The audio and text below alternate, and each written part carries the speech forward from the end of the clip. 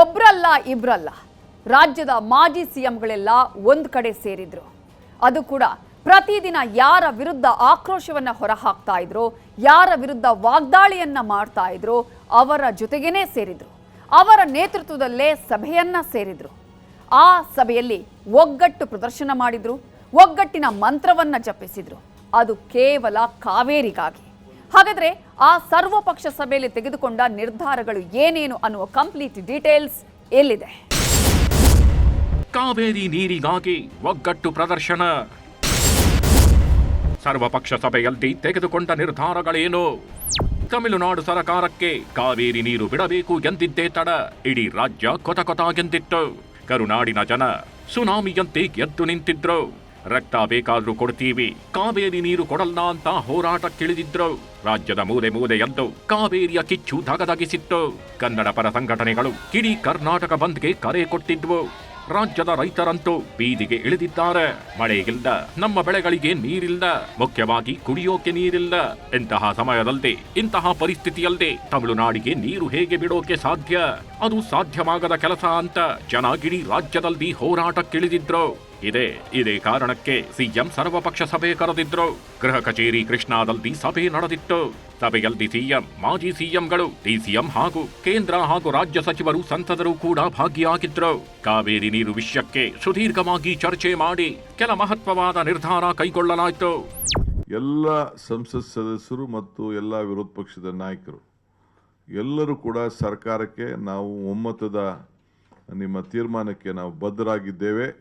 ಅವರೆಲ್ಲರೂ ಕೂಡ ಅವರ ಅನುಭವದ ಮೇರೆಗೆ ಚರ್ಚೆ ಮಾಡಿ ಕೆಲವು ಅಭಿಪ್ರಾಯಕ್ಕೆ ನಾನು ಬರೋನಿದ್ದೇನೆ.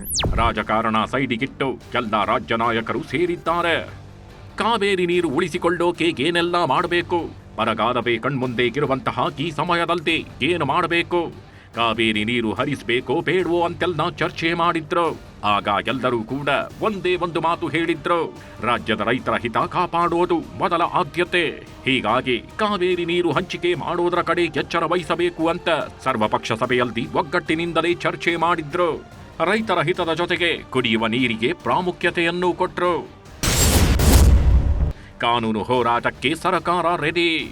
ಕಾವೇರಿ ನೀರು ಜನರಿಗೆ ತೊಂದರೆಯಾಗತ್ತೆ ಅಂದ್ರೆ ಯಾವ ನಾಯಕರು ಸಹ ಸುಮ್ಮನೆ ಕೂರಲ್ಲ.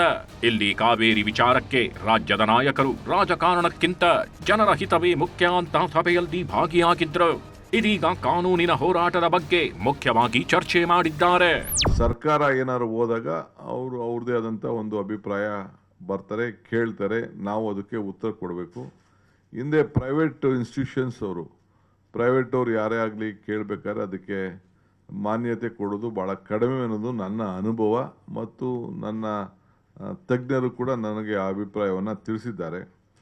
ಸೊ ನಾವು ಭಾಳ ಹುಷಾರಾಗಿ ಯಾವುದಾದ್ರು ಕೆಲವು ಕೋರ್ಟನ್ನು ಹ್ಯಾಂಡಲ್ ಮಾಡೋಂಥ ಸಂದರ್ಭದಲ್ಲಿ ಅನೇಕ ಹಿರಿಯರ ಅನುಭವವನ್ನು ಕೂಡ ನಾವು ಗಮನದಲ್ಲಿ ನಾವು ಇಟ್ಕೊಳ್ಬೇಕಾಗ್ತದೆ.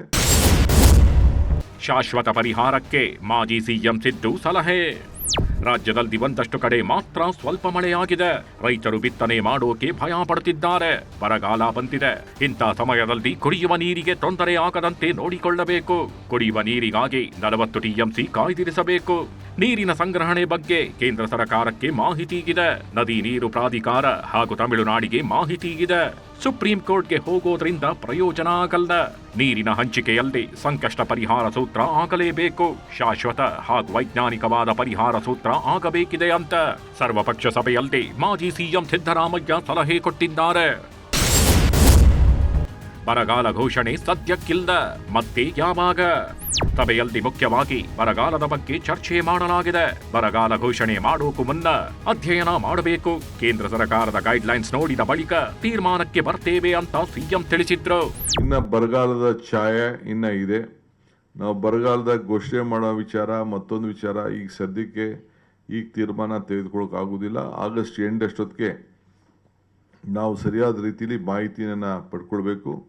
ನಮ್ಮ ಎಲ್ಲ ಮಿನಿಸ್ಟರ್ಸ್ ಕೂಡ ಈಗಾಗಲೇ ನಮ್ಮ ಜಿಲ್ಲೆಗಳಿಗೆ ಭೇಟಿಯನ್ನು ಕೊಟ್ಟು ಅವ್ರದ್ದೇ ಆದಂಥ ವರದಿಯನ್ನು ಕೂಡ ಅವರು ಕೊಡ್ತಾ ಇದ್ದಾರೆ.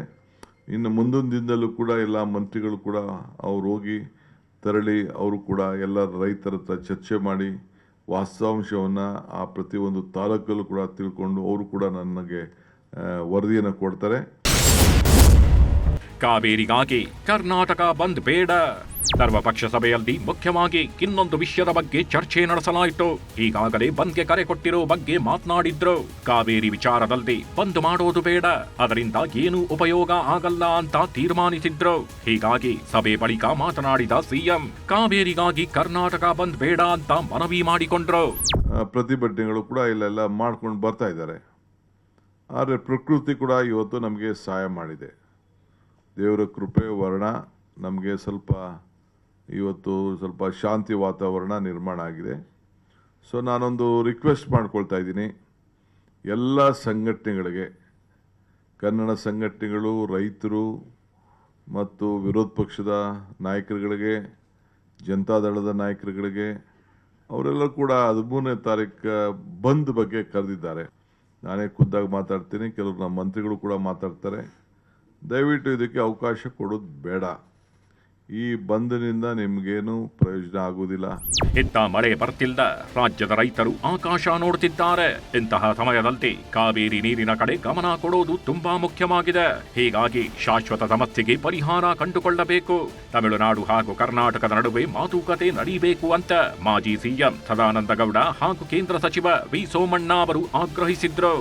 ಸಭೆಯಲ್ಲಿ ಕಾವೇರಿಗಾಗಿ ಏನೇನು ಮಾಡಬೇಕು, ಕಾನೂನು ಹೋರಾಟ ಹೇಗೆ ಮಾಡಬೇಕು, ಶಾಶ್ವತ ಪರಿಹಾರ ಏನು, ಬರಗಾಲ ಘೋಷಣೆ ಬಗ್ಗೆಯೂ ಚರ್ಚೆ ಮಾಡಲಾಗಿದ್ದು, ಮುಂದಿನ ದಿನಗಳಲ್ಲಿ ಸರ್ಕಾರ ಏನು ಮಾಡುತ್ತೆ, ಹೇಗೆ ಹೋರಾಟ ಮಾಡುತ್ತೆ ಅನ್ನೋದನ್ನ ಕಾದು ನೋಡಬೇಕಿದೆ.